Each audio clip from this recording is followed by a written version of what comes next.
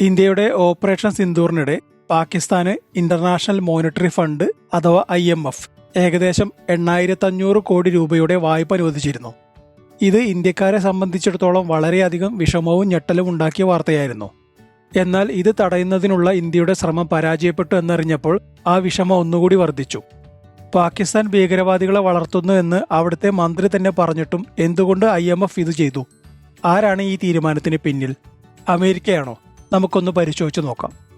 കൃത്യമായി പറഞ്ഞാൽ IMFൽ നിന്ന് പാകിസ്ഥാന് അനുവദിച്ചിരിക്കുന്ന ഏകദേശം 60,000 കോടി വായ്പയുടെ ആദ്യ ഗഡുവായിട്ടാണ് 8,500 കോടി രൂപ നൽകിയത്.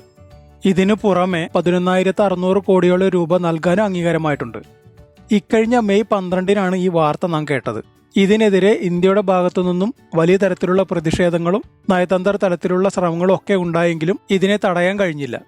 അപ്പോഴും ഭീകരതയ്ക്കെതിരെയുള്ള യുദ്ധം ഇന്ത്യയും പാകിസ്ഥാനും തമ്മിൽ നടന്നുകൊണ്ടിരിക്കുകയാണെന്ന് ഓർക്കണം. ഇതിന്റെ പിന്നിൽ ചില കളികൾ നടക്കുന്നുണ്ടെന്നത് തീർച്ചയാണ്. അതിന്റെ മുഖ്യ പങ്ക് വഹിക്കുന്നത് അമേരിക്കയാണ് താനും. ഒറ്റ കാര്യം ശ്രദ്ധിച്ചാൽ മനസ്സിലാകും. ഓപ്പറേഷൻ സിന്ദൂറിനിടെ അമേരിക്കൻ പ്രസിഡന്റ് ഡൊണാൾഡ് ട്രംപ് ഇന്ത്യയെയും പാകിസ്ഥാനെയും കുറിച്ച് പറഞ്ഞ വാക്കുകൾ. ഭീകരതയ്ക്കെതിരെ വാദോരാതെ സംസാരിക്കുകയും നമ്മുടെ പെഹൽഗാമിലെ ഭീകരാക്രമണത്തെ അനുശോചിക്കുകയും ചെയ്തെങ്കിലും ട്രംപ് ഒരിക്കലും പാകിസ്ഥാനെ കുറ്റപ്പെടുത്തുകയോ തള്ളിപ്പറയുകയോ ചെയ്തിട്ടില്ല. ഇന്ത്യയും പാകിസ്ഥാനും ഒരുപോലെ സുഹൃത്തുക്കളാണെന്നാണ് അദ്ദേഹം പറഞ്ഞത്. മറുവശത്ത് യുദ്ധത്തിൽ ഇന്ത്യക്കൊപ്പമാണെന്ന് അമേരിക്കയിലെ ഗവൺമെന്റിന്റെ വക്താക്കൾ വ്യക്തമായി പലതവണ പറഞ്ഞെങ്കിലും ട്രംപ് പക്ഷേ രണ്ടു ഭാഗത്തും കൂടാതെയുള്ള പ്രസ്താവനകളാണ് നടത്തിയത്. ഇത് ഒരു തരത്തിൽ ഇരട്ടത്താപ്പാണ്. ഇതിന് പിന്നിലെ കാരണങ്ങൾ പരിശോധിച്ചാൽ ഒരുപക്ഷെ നമുക്കത് മനസ്സിലാവും. പഹൽഗാം ഭീകരാക്രമണത്തിന് ശേഷം ബ്രിട്ടനിലെ സ്കൈ ന്യൂസിന് അനുവദിച്ച അഭിമുഖത്തിൽ പാകിസ്ഥാന്റെ തന്നെ പ്രതിരോധ മന്ത്രി ഖ്വാജ ആസിഫ് പറഞ്ഞിരുന്നു, പാകിസ്ഥാൻ കഴിഞ്ഞ 30 വർഷത്തോളമായി ഭീകരരെ പ്രോത്സാഹിപ്പിക്കുകയും അവരെ സഹായിക്കുകയും പരിശീലിപ്പിക്കുകയും ഒക്കെ ചെയ്യുന്നുണ്ടെന്ന്. ഇത് അമേരിക്ക, ബ്രിട്ടൻ തുടങ്ങിയ വെസ്റ്റേൺ രാജ്യങ്ങൾക്ക് വേണ്ടിയാണെന്നും അദ്ദേഹം തുറന്നടിച്ചിരുന്നു. ഈ വാർത്ത പിന്നീട് BBC-യോ ഗാർഡിയനോ ഉൾപ്പെടെ ലോകപ്രശസ്തമായ പാശ്ചാത്യ മാധ്യമങ്ങളിൽ ഒന്നും കണ്ടില്ല. അവരെല്ലാം ആ വാർത്ത മുക്കി. ഇത് തന്നെയാണ് ട്രംപ് പെട്ടെന്ന് മലക്കം അറിയാൻ കാരണവും. പാകിസ്ഥാനെ തള്ളിപ്പറഞ്ഞാൽ ബാക്കിയുള്ളതുകൂടി പുറത്തു വന്നാലോ എന്ന പേടി.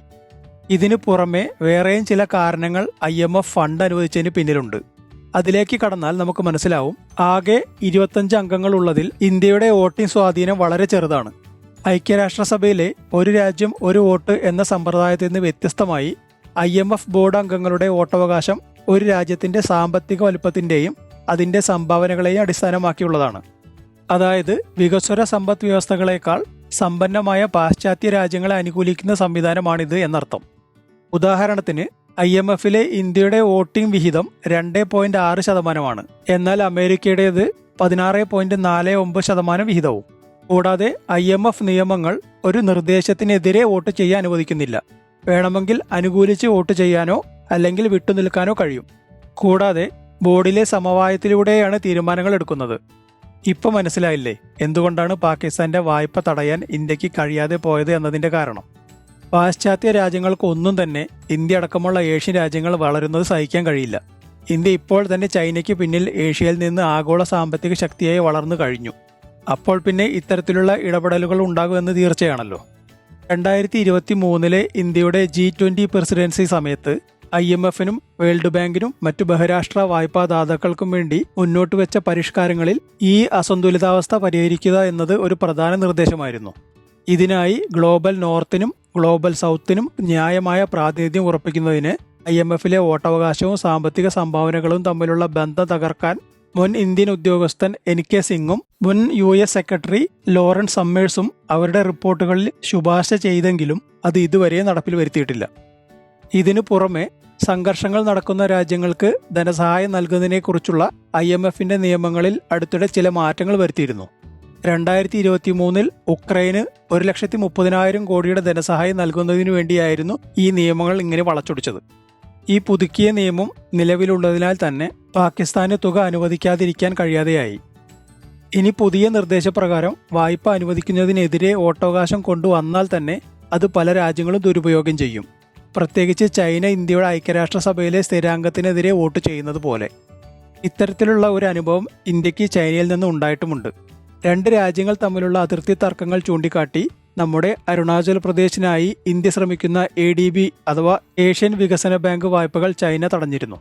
പിന്നെ ആകെ ഉണ്ടായിരുന്ന വഴി ഐക്യരാഷ്ട്രസഭയുടെ ഫിനാൻഷ്യൽ ആക്ഷൻ ടാസ്ക് ഫോഴ്സ് അഥവാ FATF പട്ടികയിൽ ഗ്രേ ലിസ്റ്റിലോ ബ്ലാക്ക് ലിസ്റ്റിലോ ഉൾപ്പെട്ടാൽ വായ്പ അനുവദിക്കില്ല. പക്ഷേ പാകിസ്ഥാൻ ഈ FATF ഗ്രേ ലിസ്റ്റിൽ നിന്ന് 2022 ഔദ്യോഗികമായി ഒഴിവാക്കപ്പെട്ടിരുന്നു. ഇതിനെല്ലാം ശേഷം ഓപ്പറേഷൻ സിന്ദൂർ സൈനിക നടപടി അമേരിക്ക ഇടപെട്ട് നിർത്തി എന്ന ട്രംപിന്റെ അവകാശവാദം ഇന്ത്യ അംഗീകരിക്കാതെ വന്നതോടെ ഇന്ത്യയും അമേരിക്കയും തമ്മിലുള്ള ബന്ധത്തിൽ ചെറിയ വിള്ളലുകൾ വീഴ്ത്തിയിരുന്നു.